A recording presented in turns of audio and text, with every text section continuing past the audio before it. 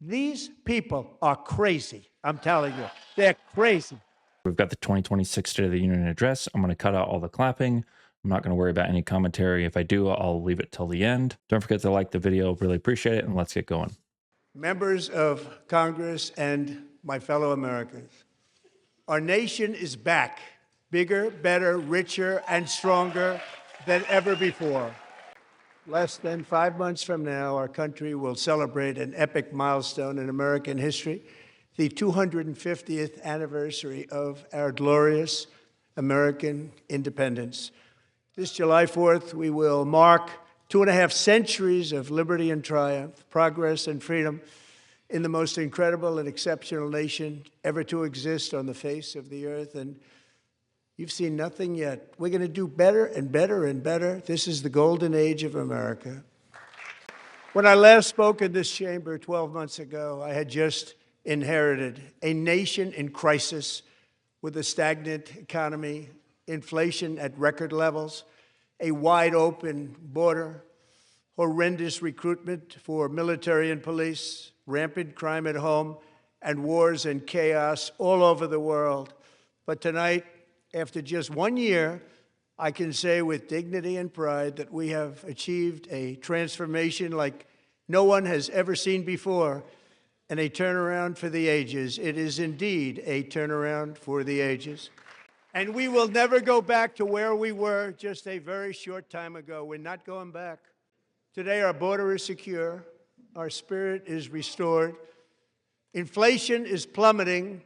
Incomes are rising fast. The roaring economy is roaring like never before. And our enemies are scared. Our military and police are stacked. And America is respected again, perhaps like never before. After 4 years in which millions and millions of illegal aliens poured across our borders, totally unvetted and unchecked, we now have the strongest and most secure border in American history by far.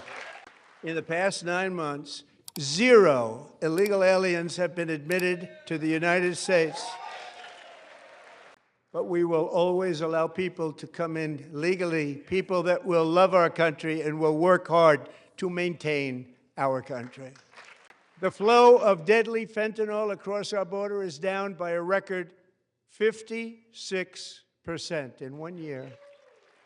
And last year, the murder rate saw its single largest decline in recorded history. This is the biggest decline, think of it, in recorded history, the lowest number in over 125 years, year 1900. In fact, substantially before my wonderful father, I had a wonderful father, Fred, before he was born, substantially before he was born. That's a long time ago. He wouldn't like me to say that, but that's a long time ago. The Biden administration and its allies in Congress gave us the worst inflation in the history of our country. But in 12 months, my administration has driven core inflation down to the lowest level in more than 5 years. And in the last 3 months of 2025, it was down to 1.7%. Gasoline, which reached a peak of over $6 a gallon in some states under my predecessor, it was quite honestly a disaster, is now below $2.30 a gallon in most states, and in some places, $1.99 a gallon. And when I visited the great state of Iowa just a few weeks ago, I even saw $1.85 a gallon for gasoline. Mortgage rates are the lowest in 4 years and falling fast, and the annual cost of a typical new mortgage is down almost $5,000 just since I took office, 1 year. And low interest rates will solve the Biden-created housing problem while at the same time protecting the values of those people who already own a house that really feel rich for the first time in their lives. We want to protect those values. We want to keep those values up. We're going to do both. And we are going to keep it that way. The stock market has set 53 all-time record highs since the election. Think of that, 1 year.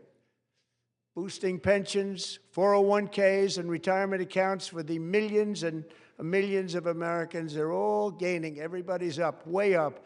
In 4 long years, the last administration got less than $1 trillion in new investment in the United States. And when I say less, substantially less.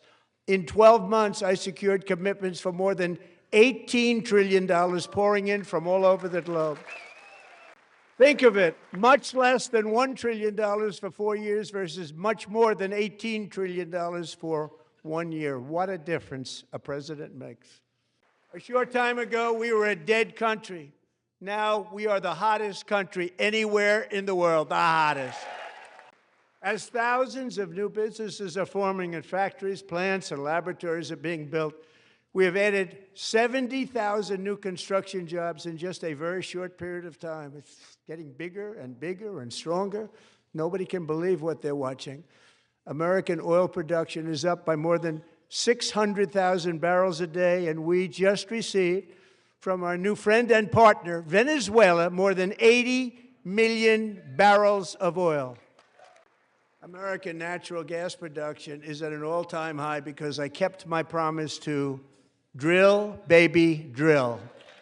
More Americans are working today than at any time in the history of our country. Think about that. Any time in the history of our country, more working today. And 100% of all jobs created under my administration have been in the private sector. We ended DEI in America. We cut a record number of job-killing regulations, and in 1 year, we have lifted 2.4 million Americans, a record, off of food stamps. And for all of these reasons, I say tonight, members of Congress, the state of our union is strong.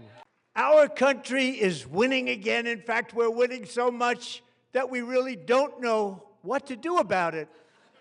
People are asking me, please, please, please, Mr. President, we're winning too much. We can't take it anymore. We're not used to winning in our country.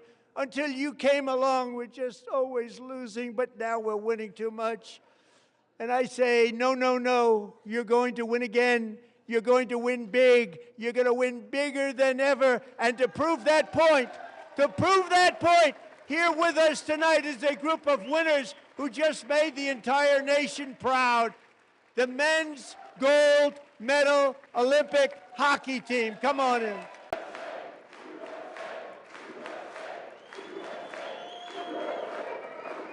That's the first time I've ever seen them get up.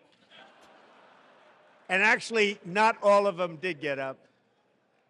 But they beat a fantastic Canadian team in overtime, as everybody saw, as did the American women who will soon be coming to the White House.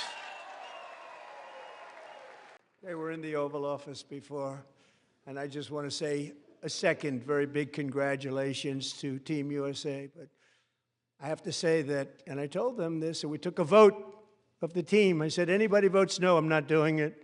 So they stood there, and they weren't about to say no, because I've never seen a goaltender play as well as goalie Connor Hellebuck. Think of it, 46 shots on goal, and I asked him, the one shot, the one where you put your stick in the back and it hit the neck of your stick and bounced off, do you practice that, or was that a little lucky? He refused to answer that question. But I just want to tell you that the members of this great hockey squad will be very happy to hear, based on their vote and my vote, and in this case my vote was more important, that I will soon be presenting Connor with our highest civilian honor, which we will be given and which has been given to many athletes over the years.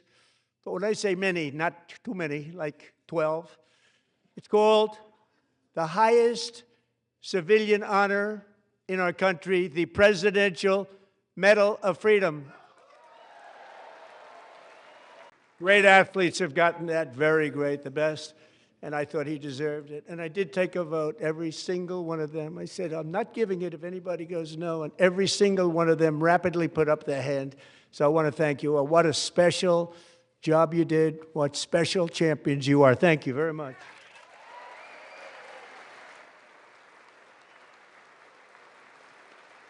I'm also pleased to say that the next time the Olympic torch is lit, it will be here in America for the 2028 Olympics, and it's the summer version right in Los Angeles. We're going to do a good job in Los Angeles.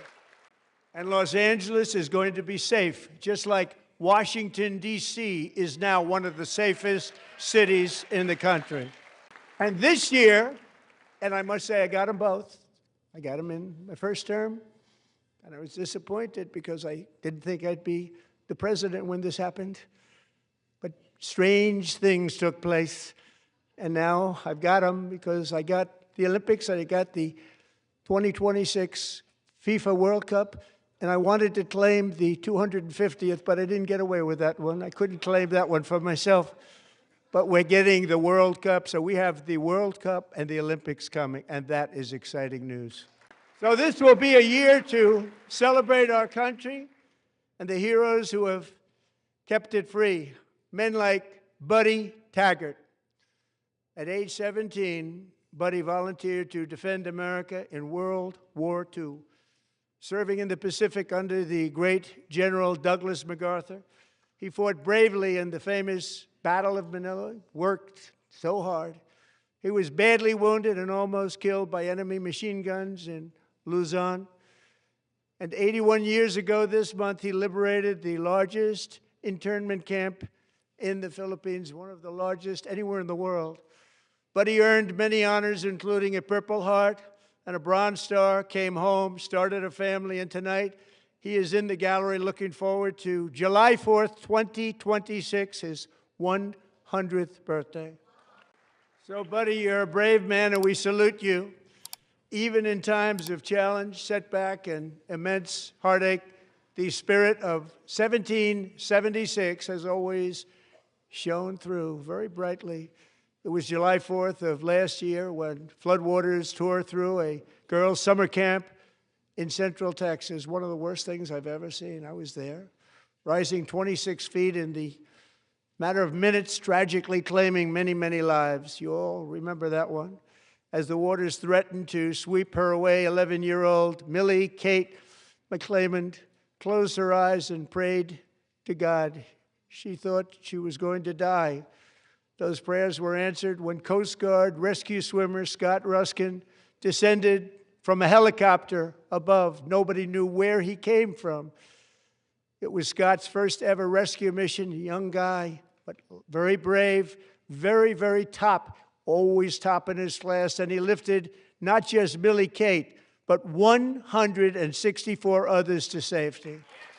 People watched Scott from a distance, and they couldn't believe what they were seeing. The winds were blowing, the rain was pouring, everything was going, and that rapid water, nobody's ever seen anything like it. They said, wow, that's something. Tonight, Scott and Millie Kate are here together, reunited for the very first time. Thank you, Scott, Millie Kate. And Petty Officer Ruskin, I'm pleased to inform you that I am now awarding you the Legion of Merit for extraordinary heroism, which is what it was, extraordinary heroism. Thank you. And I'd like to have the military aide to please come down and take care of the service. Military aid, thank you very much. From 1776 to today, every generation of Americans has stepped forward to defend life, liberty, and the pursuit of happiness. And they're really doing it for the next generation. But now it's our turn. Together we're building a nation where every child has the chance to reach higher and go further, where government answers to the people, not the powerful, and where the interests of hardworking American citizens are always our first and ultimate concern. That is the debt we owe to the heroes who came before us, and that is the promise we must keep to America for our 250th year.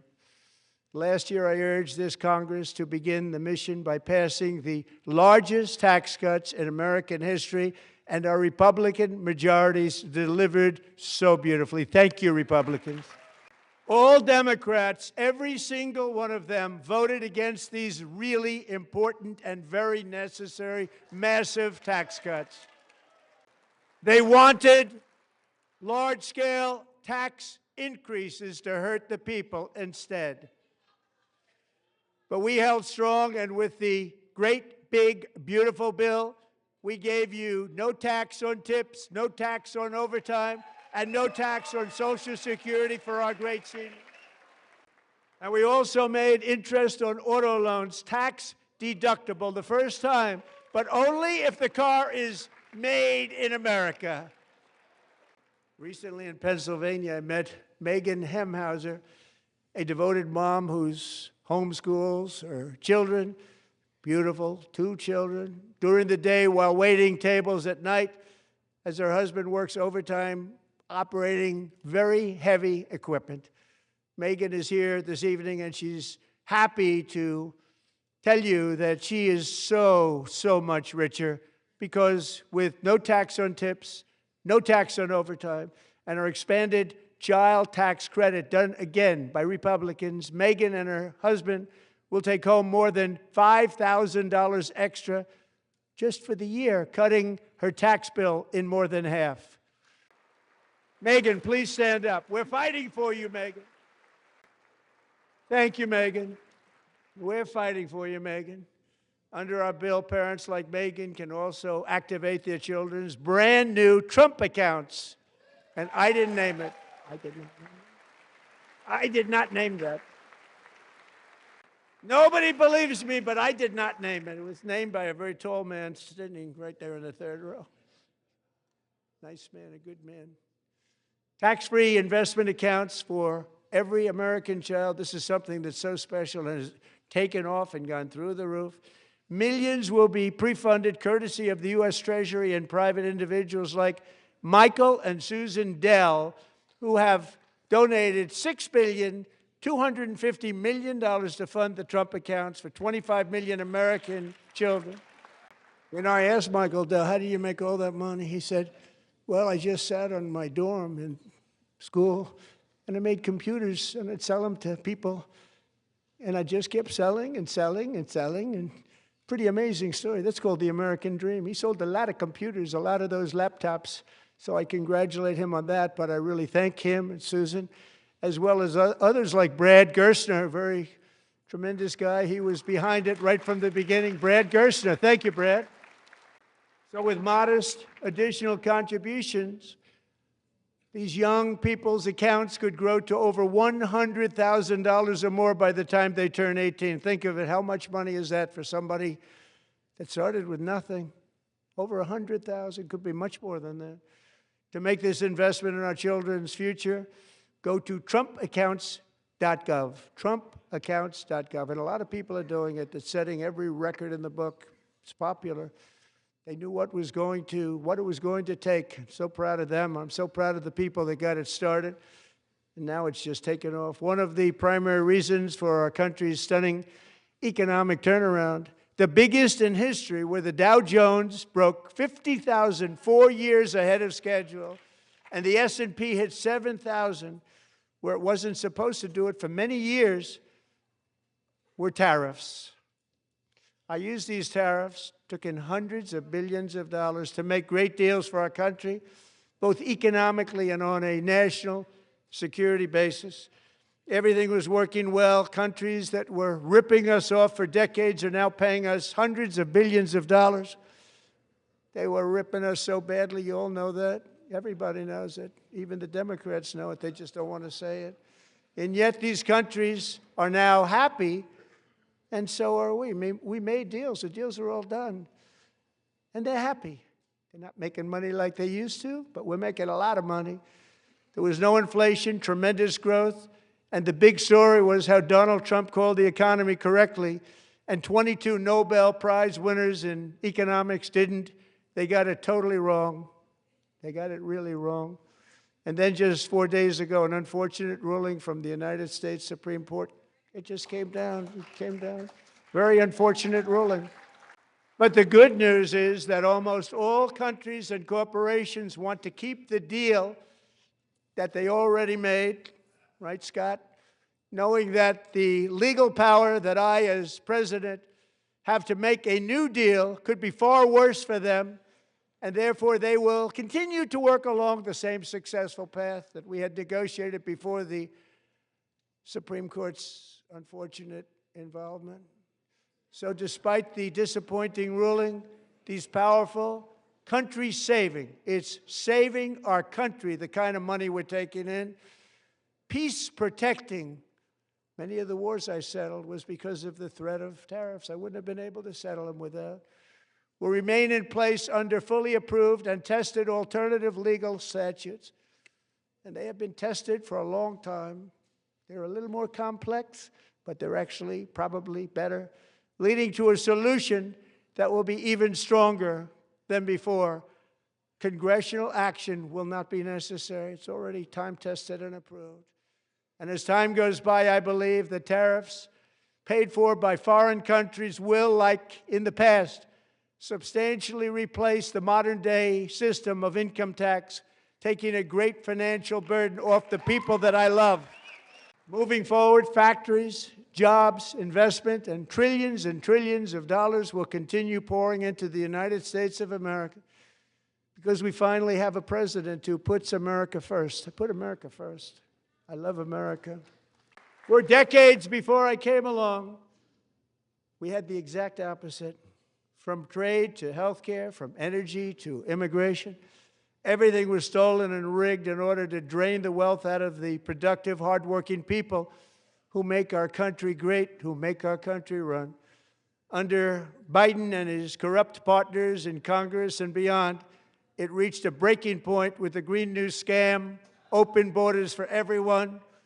They poured in by the millions and millions from prisons, from mental institutions. They were murderers, 11,888 murders. They came into our country. You allowed that to happen. And record-setting inflation that cost the typical family $34,000 in just a speck of time. Now the same people in this chamber who voted for those disasters suddenly used the word affordability, a word, they just used it. Somebody gave it to them, knowing full well that they caused and created the increased prices that all of our citizens had to endure. You caused that problem. You caused that problem. They knew their statements were a dirty, rotten lie.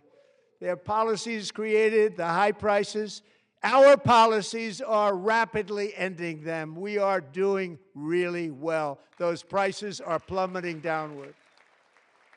The price of eggs is down 60%, Madam Secretary, thank you. The cost of chicken, butter, fruit, hotels, automobiles, rent is lower today than when I took office by a lot. And even beef, which was very high, is starting to come down significantly. Just hold on a little while. We're getting it down. And soon you will see numbers that few people would think were possible to achieve just a short time ago. Nobody can believe when they see the kind of numbers, and especially energy, when they see energy going down to numbers like that, they cannot believe it. It's like another big tax cut. I'm also confronting one of the biggest ripoffs of our times, the crushing cost of health care caused by you. Since the passage of the Unaffordable Care Act, sometimes referred to as Obamacare, big insurance companies have gotten rich. It was meant for the insurance companies, not for the people. With our government giving them hundreds and hundreds of billions of dollars a year as their stock prices soared 1,000, 1,200, 1,400, and even 1,700%, like nothing else. That's why I introduced the great health care plan. I want to stop all payments to big insurance companies and instead give that money directly to the people so they can buy their own health care, which will be better health care at a much lower cost. In addition, my plan requires maximum price transparency. That's a big deal. Sounds so simple, so big. And I did that in my first term, and the Democrats immediately terminated it with full knowledge that they were doing a very bad thing for the people. Costs were going to go way up, and that's what happened, and now I'm bringing them way down on health care and everything else. I'm also ending the wildly inflated cost of prescription drugs like has never happened before. Other presidents tried to do it, but they never could. They tried. Most didn't try, actually. But they tried. They said they tried. They couldn't do it. They didn't even come close. They were all talk and no action. But I got it done. Under my just enacted most favored nation agreements, Americans who have for decades paid by far the highest prices of any nation anywhere in the world for prescription drugs will now pay the lowest price anywhere in the world for drugs. Anywhere. The lowest price. So in my first year of the second term,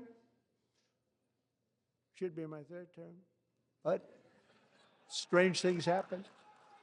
I took prescription drugs, a very big part of healthcare, from the highest price in the entire world to the lowest. That's a big achievement. The result is price differences of 300, 400, 500, 600% and more, all available right now at a new website called TrumpRx.gov. And I didn't name that one either, by the way. And here tonight is the very first customer ever to get that big discount, and it is big, Catherine Rayner. For 5 years, she and her husband have struggled with infertility, and they turned to IVF. One drug has been costing Catherine $4,000 to purchase. But a few weeks ago, she logged onto the TrumpRx website and got that same drug that cost $4,000, got it for under $500, a reduction of much more, actually, than $3,500. Catherine, we are all praying for you, and you're going to be a great mom. So now I'm calling on Congress to codify my most favored nation program into law. Now, the one thing, I'm not sure it matters because it's going to be very hard for somebody that comes along after me to say, let's raise drug prices by 700 or 800%. But John and Mike, if you don't mind, codify it anyway. They may do it. Codify it anyway. Thank you. Many Americans are also concerned that energy demand from AI data centers could unfairly drive up their electric utility bills. Tonight, I'm pleased to announce that I have negotiated the new Ratepayer Protection Pledge. You know what that is? We're telling the major tech companies that they have the obligation to provide for their own power needs. They can build their own power plants as part of their factory so that no one's prices will go up. And in many cases, prices of electricity will go down for the community and very substantially down. This is a unique strategy never used in this country before. We have an old grid. It could never handle the kind of numbers, the amount of electricity that's needed. So I'm telling them they can build their own plant. They're going to produce their own electricity. It will ensure the company's ability to get electricity while at the same time lowering prices of electricity for you, and could be very substantial for all of you cities and towns. You're going to see some good things happen over the next number of years. Another pillar of the American dream that has been under attack is homeownership. With us tonight is Rachel Wiggins, a mom of 2 from Houston. She placed bids on 20 homes and lost all of those bids to gigantic investment firms that bypassed inspection, paid all cash, and turned those houses into rentals, stealing away her American dream. She was devastated. Stories like this are why last month I signed executive order to ban large Wall Street investment firms from buying up in the thousands single-family homes. And now I'm asking Congress to make that ban permanent, because homes for people, really, that's what we want. We want homes for people, not for corporations. Corporations are doing just fine. Rachel, thank you very much. Good luck with your home. You'll get one soon. We're also working to make it easier for Americans to save for retirement. And under this administration, we will always protect Social Security and Medicare. They are not protecting it for our seniors. We will always protect Social Security, Medicare, Medicaid. Since I took office, the typical 401k balance is up by at least $30,000. That's a lot of money. We have millions and millions of people, because the stock market has done so well, setting all those records. Your 401ks are way up. Yet half of all of working Americans still do not have access to a retirement plan with matching contributions from an employer. To remedy this gross disparity, I'm announcing that next year my administration will give these often forgotten American workers, great people, the people that built our country, access to the same type of retirement plan offered to every federal worker. We will match your contribution with up to $1,000 each year, as we ensure that all Americans can profit from a rising stock market. Let's also ensure that members of Congress cannot corruptly profit from using insider information. They stood up for that. I can't believe it. I can't believe it. Did Nancy Pelosi stand up if she's here? Doubt it. Pass the Stop Insider Trading Act without delay. I wasn't sure if anybody, even on this side, was going to applaud for that. I'm very impressed. Thank you. I'm very impressed. But when it comes to the corruption that is plundering, it's plundering America. There's been no more stunning example than Minnesota, where members of the Somali community have pillaged an estimated $19 billion from the American taxpayer. Oh, we have all the information. And in actuality, the number is much higher than that. And California, Massachusetts, Maine, and many other states are even worse. This is the kind of corruption that shreds the fabric of a nation, and we are working on it like you wouldn't believe. So tonight, although started 4 months ago, I am officially announcing the war on fraud to be led by our great Vice President, J.D. Vance. We will actually have a balanced budget overnight. It'll go very quickly. The Somali pirates who ransacked Minnesota remind us that there are large parts of the world where corruption and lawlessness are the norm, not the exception. Importing these cultures through unrestricted immigration and open borders brings us problems right here to the USA.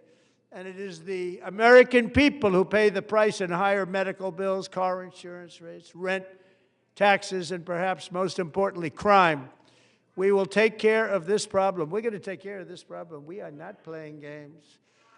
Delilah Coleman was only 5 years old in June 2024 when a 18-wheel tractor trailer plowed into her stopped car traveling at 60 miles an hour or more. The driver was an illegal alien let in by Joe Biden and given a commercial driver's license by open borders politicians in California. Doctors said Delilah would never be able to walk or talk, have a good life. She wouldn't even be able to eat again. But against all odds, she is now in the first grade learning to walk. And she's here this evening with her dad, Marcus, a fantastic man. Delilah, please, you are a great inspiration. Please stand up. Thank you, Delilah. Many, if not most, illegal aliens do not speak English and cannot read even the most basic road signs as to direction, speed, danger, or location. That's why tonight I'm calling on Congress to pass what we will call the Delilah Law, barring any state from granting commercial driver's licenses to illegal aliens. And yesterday, as you probably saw at the White House, I hosted a ceremony with Americans who lost their treasured loved ones to the scourge of illegal immigration. People came into our country, how we allowed this to happen with our open borders. These are the angel moms and families that for decades our government betrayed and our media totally ignored. It was terrible. Hard to believe, actually.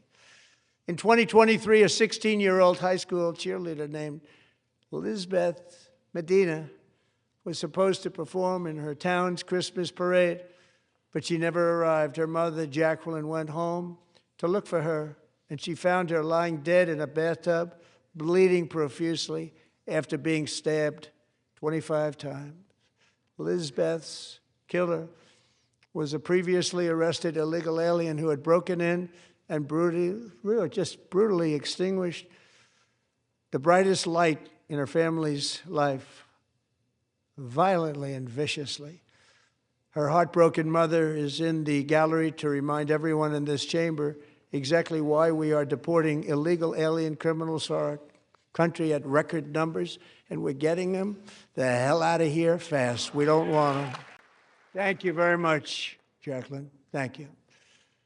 We can never forget that many in this room not only allowed the border invasion to happen before I got involved, but indeed they would do it all over again if they ever had the chance. If they ever got elected, they would open up those borders to some of the worst criminals anywhere in the world. The only thing standing between Americans and a wide open border right now is President Donald J. Trump and our great Republican patriots in Congress. Thank you. As we speak, Democrats in this chamber have cut off all funding for the Department of Homeland Security. It's all cut off. It's all cut off.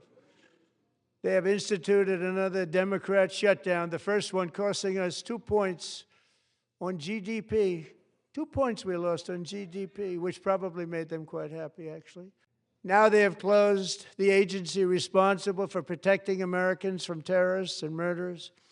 Tonight I'm demanding the full and immediate restoration of all funding for the border security, homeland security of the United States, and also for helping people clean up their snow. We have no money because of the Democrats, and it would be nice.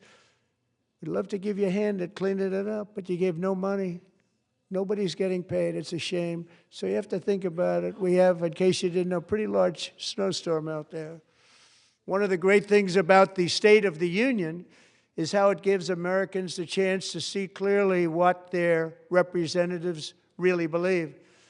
So tonight I'm inviting every legislator to join with my administration in reaffirming a fundamental principle. If you agree with this statement, then stand up and show your support. The first duty of the American government is to protect American citizens, not illegal aliens.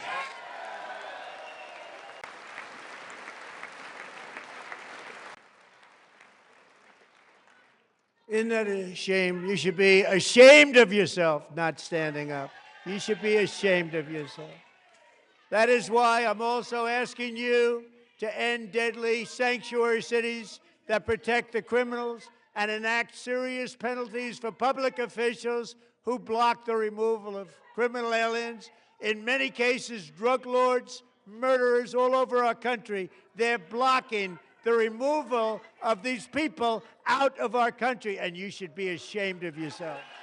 And perhaps most importantly, I'm asking you to approve the Save America Act to stop illegal aliens and others who are unpermitted persons from voting in our sacred American elections. That cheating is rampant in our elections. It's rampant. It's very simple. All voters must show voter ID. All voters must show proof of citizenship in order to vote. And no more crooked mail-in ballots except for illness, disability, military, or travel. None. And this should be an easy one. And by the way, it's polling at 89%, including Democrats, 89%. And even the new communist mayor of New York City, I think he's a nice guy, actually. Speak to him a lot. Bad policy, but nice guy. Just said they want people to shovel snow. They got hit hard. Wants them to shovel snow, but if you apply for that job, you need to show 2 original forms of ID and a Social Security card. Yet they don't want identification for the greatest privilege of them all, voting in America. No, it's no good. No good. Both Republicans and Democrats overwhelmingly agree on the policy that we just enunciated. And Congress should unite and enact this common sense, country-saving legislation right now, and it should be before anything else happens. Why would anybody not want voter ID? One reason, because they want to cheat. There's only one reason. They make up all excuses. They say it's racist. They come up with things you almost say, what imagination they have. They want to cheat. They have cheated, and their policy is so bad that the only way they can get elected is to cheat. And we're going to stop it. We have to stop it, John. And here is one more opportunity to show common sense in government. In the gallery tonight are Sage Blair and her mother, Michelle. In 2021, Sage was 14 when school officials in Virginia sought to socially transition her to a new gender, treating her as a boy and hiding it from her parents. Hard to believe, isn't it? Before long, a confused Sage ran away from home after she was found in a horrific situation in Maryland. A left-wing judge refused to return Sage to her parents because they did not immediately state that their daughter was their son. Sage was thrown into an all-boys state home and suffered terribly for a long time. But today, all of that is behind them because Sage is a proud and wonderful young woman with a full-ride scholarship to Liberty University. Sage and Michelle, please stand up. And thank you for your great bravery. And who can believe that we're even speaking about things like this? 15 years ago, if somebody was up here and said that, they'd say, what's wrong with him? But now we have to say it because it's going on all over numerous states without even telling the parents. But surely we can all agree no state can be allowed to rip children from their parents' arms and transition them to a new gender against the parents' will. Who would believe that we're even talking about this? We must ban it, and we must ban it immediately. Look, nobody stands up. These people are crazy, I'm telling you.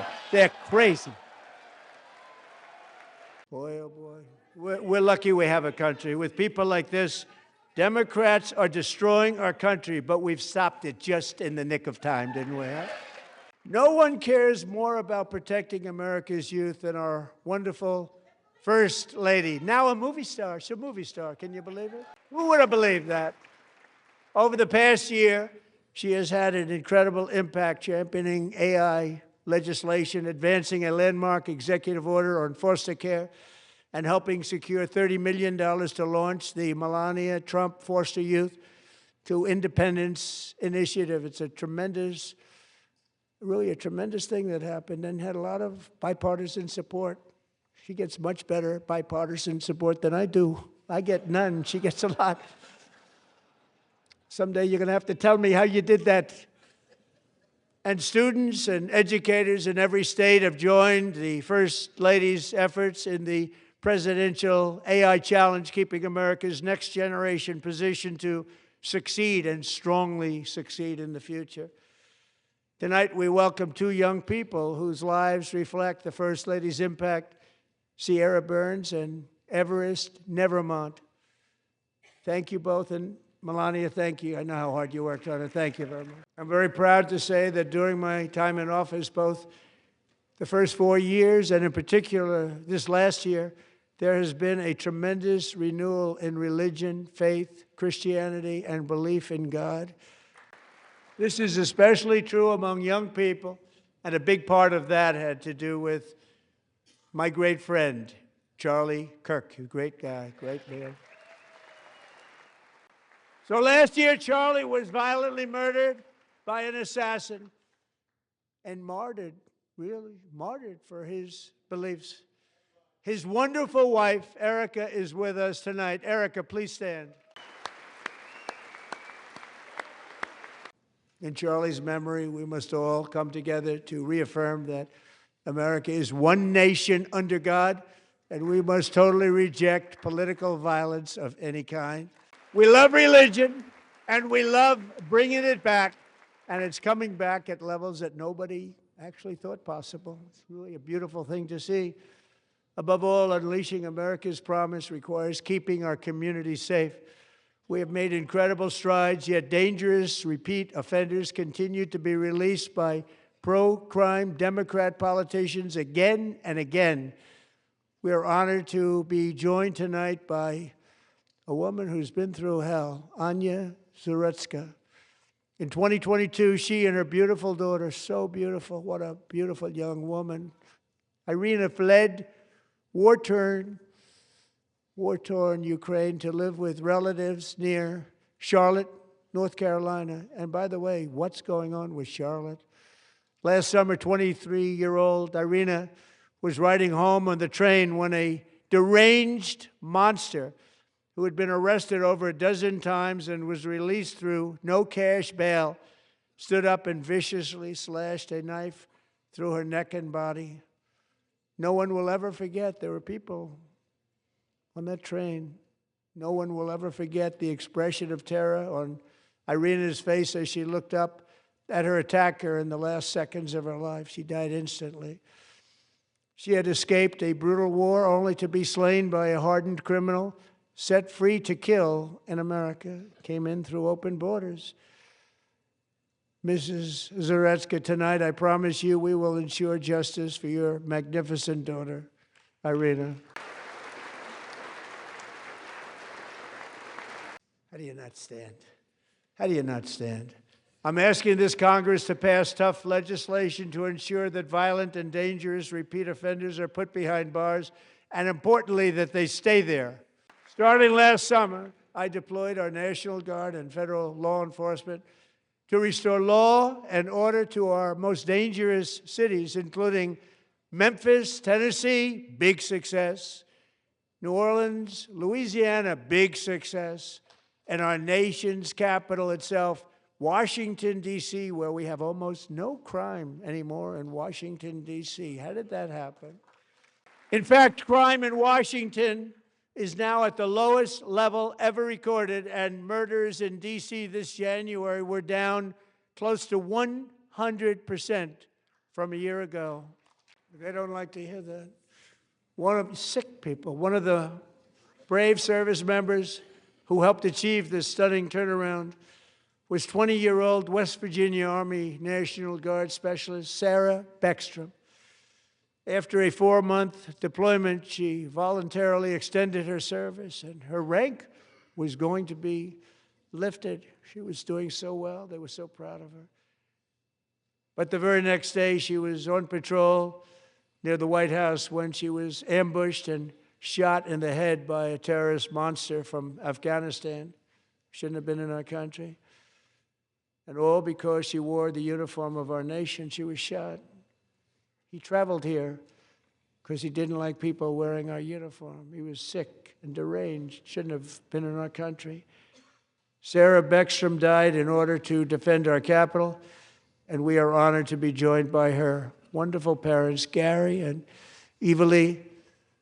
Your daughter was a true American patriot, and she will be greatly missed. She was a great person. I saw reports on her. They've never seen anything like it. So sorry. Thank you very much. She's a great young lady. I saw reports that were like, perfect. She was perfect. Serving alongside Sarah that day was Staff Sergeant Andrew Wolf. The terrorist shot Andrew in the head, and no one thought he could possibly make it. The two of them, Sarah and Andrew, both shot violently in the head. Neither was expected to make it. They weren't even given a chance, except his wonderful mother, named Melody, who I spoke to the same night, and she was so positive. The doctors thought that Andrew was gone, but his mother said, no, Mr. President, Andrew will be fine. He's going to make it. I've never seen anything like it. I mean, he was given almost no chance. She said, I have no doubt, sir, he's going to be okay. This was a conversation that I had with her that night, with her son laying helplessly in bed, blood all over. Everybody is praying, she said, sir, he will be okay. The doctors didn't understand what she was saying, and after looking at the results of the damage done, neither did I. She was so strong and conclusive that even Andrew's great father felt she didn't really understand the gravity of the situation. But she turned out to be right. Right, Melody? She turned out to be right. Amazing, actually. I said, where does this woman come from? She's the most positive person I've ever met. With God's help, Andrew has battled back from the edge of death, and we're talking about the edge of death, on his way to a miraculous recovery. He's got a little work to do, but he's doing great. Nice to see. He's a good-looking guy. Nice to see you. Thanks, Andrew. Thank you very much. So, Andrew, while you're up, now I'm going to ask a highly respected General James Seward to present Staff Sergeant Andrew Wolf and the great family of Sarah Beckstrom with the award created by our late, great President George Washington himself. It's called the Purple Heart.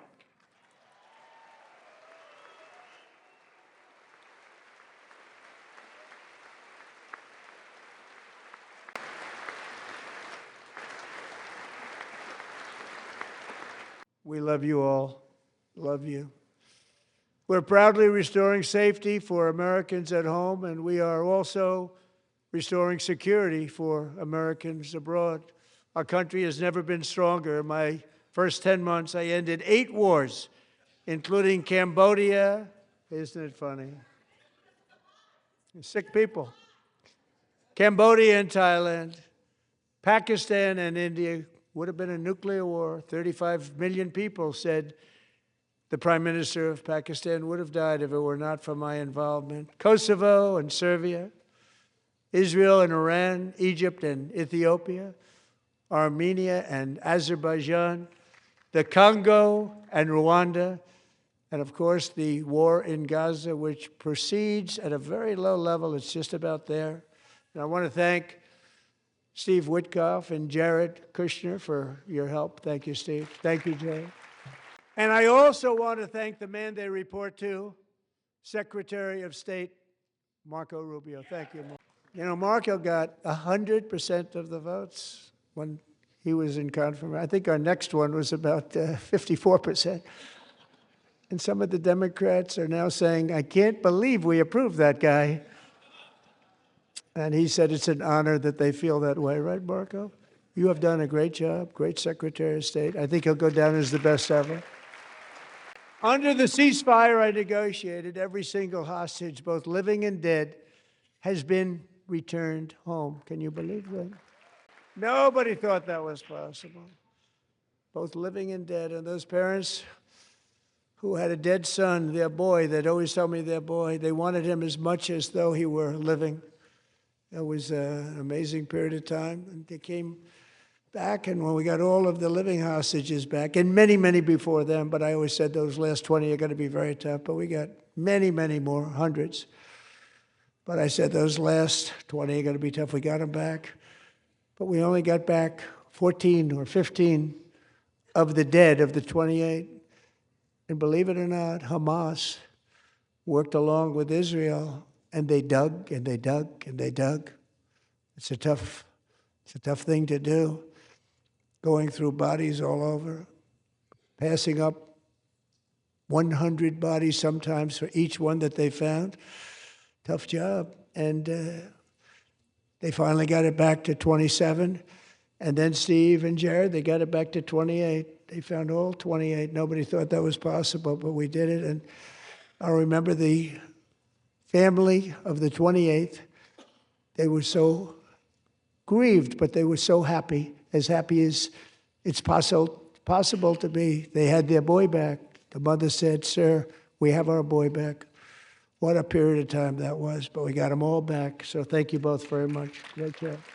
And we're working very hard to end the 9th war, the killing and slaughter between Russia and Ukraine, where 25,000 soldiers are dying each and every month. Think of that, 25,000 soldiers are dying a month. A war which would have never happened if I were president, would have never happened. As president, I will make peace wherever I can, but I will never hesitate to confront threats to America wherever we must. That's why in a breakthrough operation last June, the United States military obliterated Iran's nuclear weapons program with an attack on Iranian soil known as Operation Midnight Hammer. For decades, it had been the policy of the United States never to allow Iran to obtain a nuclear weapon. Many decades. Since they seized control of that proud nation 47 years ago, the regime and its murderous proxies have spread nothing but terrorism and death and hate. They've killed and maimed thousands of American service members and hundreds of thousands and even millions of people with what's called roadside bombs. They were the kings of the roadside bomb. And we took out Soleimani. I did that during my first term. Had a huge impact. He was the father of the roadside bomb. And just over the last couple of months with the protests, they've killed at least, it looks like, 32,000 protests. 32,000 protesters in their own country. They shot them and hung them. We stopped them from hanging a lot of them with the threat of serious violence. But this is some terrible people. They've already developed missiles that can threaten Europe and our bases overseas, and they're working to build missiles that will soon reach the United States of America. After Midnight Hammer, they were warned to make no future attempts to rebuild their weapons program, and in particular, nuclear weapons. Yet they continue. They're starting it all over. We wiped it out, and they want to start all over again, and are at this moment again pursuing their sinister ambitions. We are in negotiations with them. They want to make a deal, but we haven't heard those secret words. We will never have a nuclear weapon. My preference is to solve this problem through diplomacy. But one thing is certain, I will never allow the world's #1 sponsor of terror, which they are by far, to have a nuclear weapon. Can't let that happen. And no nation should ever doubt America's resolve. We have the most powerful military on earth. I rebuilt the military in my first term. We're going to continue to do so.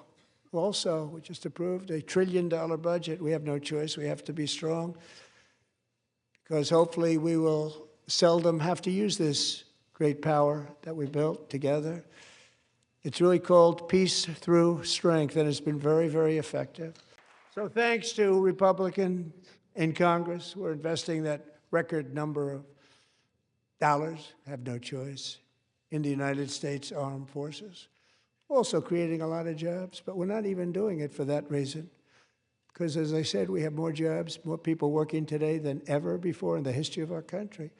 And NATO countries are friends and allies. They are. They're our friends and they're our allies. Have just agreed, at my very strong request, to pay 5% of GDP for military defense rather than the 2%, which they weren't paying. We were paying for almost all of NATO.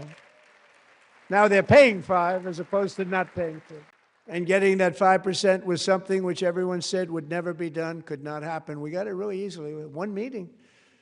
And big difference between 2% that's not paid. We were paying the freight of many of them. Very few were paid up. Now 5%, then they're paid.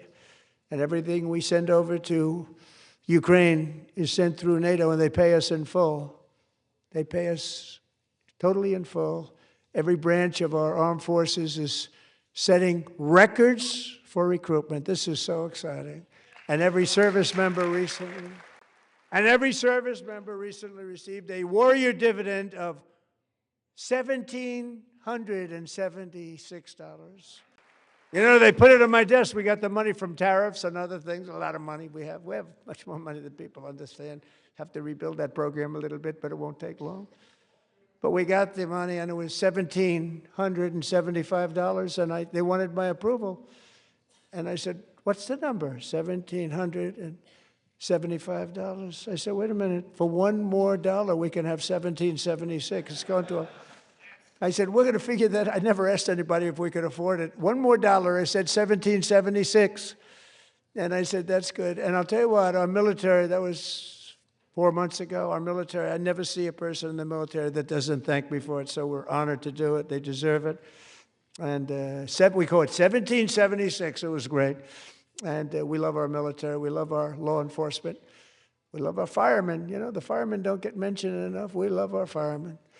We're also restoring American security and dominance in the Western Hemisphere, acting to secure our national interests and defend our country from violence, drugs, terrorism, and foreign interference. For years, large swaths of territory in our region, including large parts of Mexico, really large parts of Mexico, have been controlled by murderous drug cartels That's why I designated these cartels as foreign terrorist organizations, and I declared illicit fentanyl as a weapon of mass destruction.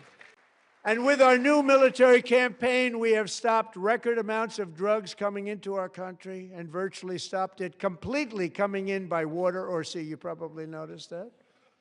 We very seriously damaged their fishing industry also. Nobody wants to go fishing anymore. We've also taken down one of the most sinister cartel kingpins of all. You saw that yesterday. In January, elite American warriors carried out one of the most complex, spectacular feats of military competence and power in world history. No one's seen anything like it. Foreign leaders, I won't tell you who, called me and they said, very impressive, very good. They couldn't believe, they all watched, they saw what happened. This is a different fighting force that we had years ago when we fought to tie. You know, it's a great fighting force. I'm so proud of it. Look at Space Force. Space Force is my baby, because we did that. My baby, it's becoming so important. And America's armed forces overwhelmed all defenses and utterly defeated an enemy, good fighters, to end the reign of outlaw dictator Nicolas Maduro and bring him to face American justice. And this was an absolutely colossal victory for the security of the United States, and it also opens up a bright new beginning for the people of Venezuela. We're working closely with the new president of Venezuela, Delcy Rodriguez, to unleash extraordinary economic gains for both of our countries and to bring new hope to those who have suffered so terribly. They really did suffer. With us tonight is Alejandro Gonzalez. She grew up in a tight-knit Venezuelan family and was especially close to her beloved uncle Enrique. But after Enrique ran for office and opposed Maduro, he was kidnapped by Maduro's security forces and thrown into the regime's really infamous prison in Caracas. Alejandro feared she would never see her uncle again. She feared for her own life also. But since the raid, we have worked with the new leadership, and they have ordered the closure of that vile prison and released hundreds of political prisoners already, with more to come. Alejandro, I'm pleased to inform you that not only has your uncle been released, but he is here tonight. We brought him over to celebrate his freedom with you in person. Enrique, please come down. Thank you, Enrique. Have a good time. Nice to have you back, Enrique. There were many heroes on that January raid to capture Maduro, really great heroes. It was very dangerous. They knew we were coming. They were all set. But the deeds of one warrior that night will live forever in the eternal chronicles of military valor.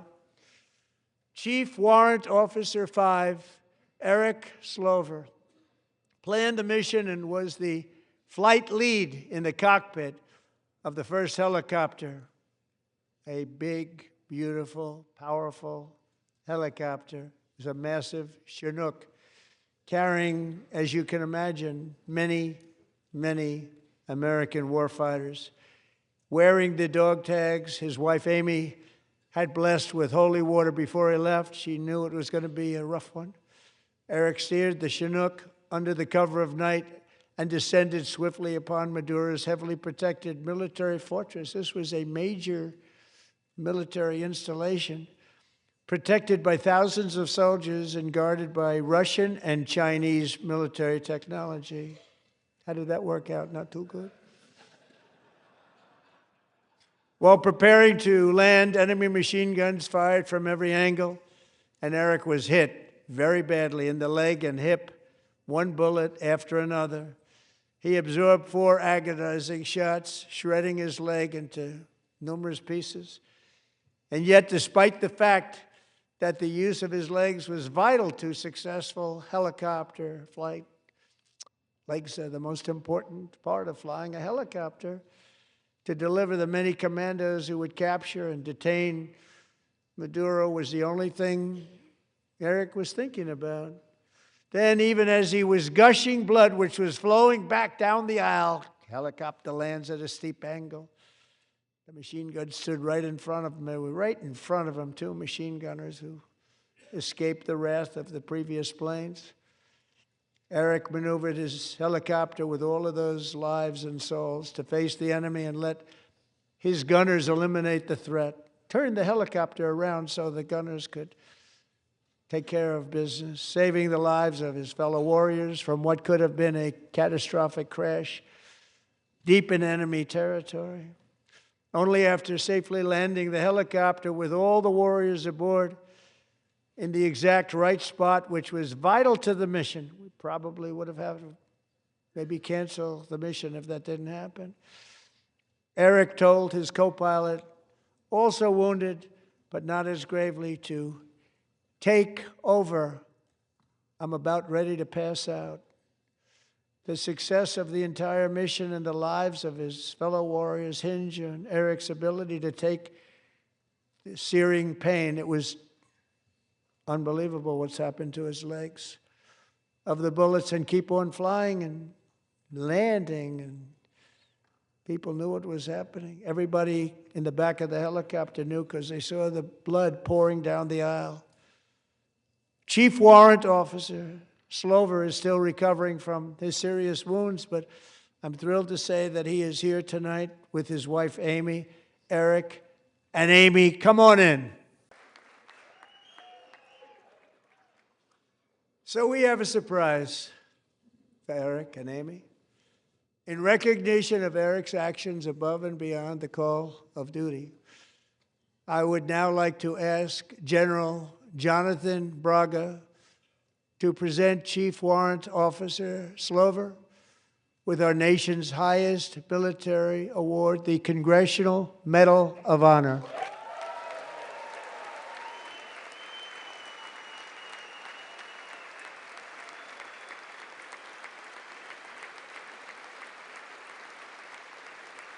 Well, thank you very much, Eric and Amy. Great to get to know you. I met with them and with a lot of their fellow warriors at Fort Bragg recently. You notice the name Fort Bragg, we have it back, we brought it back. We won the First World War with it, the Second World War with it, and then they decided to change the name. So we changed it back. Everybody wanted to change back too.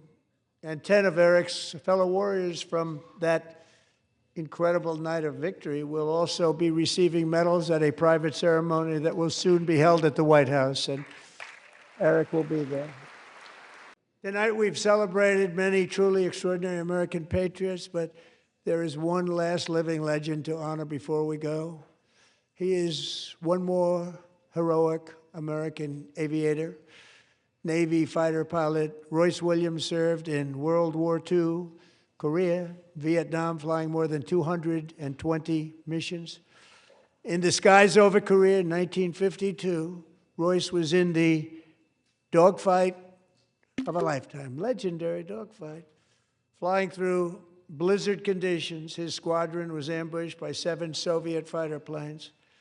It was his first aerial combat of the war, and despite being massively outnumbered and outgunned, Royce led the takedown of 4 enemy jets and almost destroyed the others, vanquishing his adversaries while taking 263 bullets to his own plane and being seriously hurt. His story was secret for over 50 years. He didn't even want to tell his wife, but the legend grew and grew. But tonight, at 100 years old, this brave Navy captain is finally getting the recognition he deserves. He was a legend long before this evening. Royce, please stand up, and I will ask the First Lady of the United States to present Captain Royce Williams with his Congressional Medal of Honor.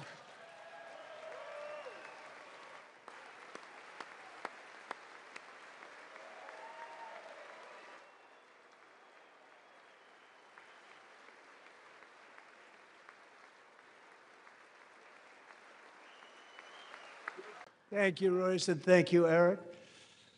I've always wanted the Congressional Medal of Honor, but I was informed I'm not allowed to give it to myself, and I wouldn't know why I'd be taking it, but if they ever open up that law, I will be there with you someday.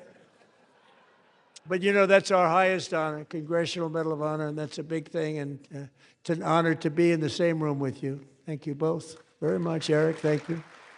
250 years is a long time in the life of a nation, but in another sense, it's really a mere moment in the eye of history. Two of the gentlemen we met in the gallery this evening took their first breaths 1 century ago, 100 years before that, on July 4th, 1826, the author of the Declaration of Independence, brilliant, Thomas Jefferson, drew his last breath. Just a single long human lifespan separates the giants who declared and won our independence from the heroes who stand among us tonight. Everything our nation has done, everything we have achieved, has been the work of those few great lifetimes. In those brief chapters, Americans built this nation from 13 humble colonies into the pinnacle of human civilization and human freedom, the strongest, wealthiest, most powerful, most successful nation in all of history.